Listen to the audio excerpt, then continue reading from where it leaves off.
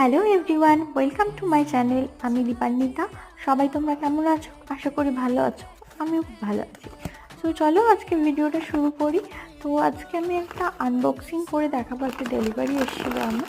তো আমি এখানে দুটো সাফোলা ওটসের প্যাকেট অর্ডার করেছিলাম, যেটা কিনা খুব সাফিসিয়েন্ট দামে ফ্লিপকার্টে একটা অফার দিচ্ছিল। তো আমি সঙ্গে সঙ্গে দুটো অর্ডার করে রেখে দিয়েছি।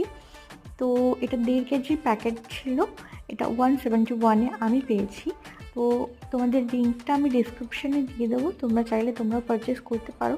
তো আমি একটা কন্টেনারে দুটো বক্সই একবারে ঢেলে রেখেছি, কারণ একটা একটা করে ঢাললে পরে আমি কোথায় রাখি আমি নিজেও খুঁজে পাই না। তো একটা ঢালা হয়ে গেছে, এখনও অনেকটা জায়গা আছে, আমি জানি না পরেরটাও ধরবে কিনা। তো সেটা দেখার জন্য আমি পরের প্যাকেটটাও কেটে ঢালতে গেলাম জাস্ট।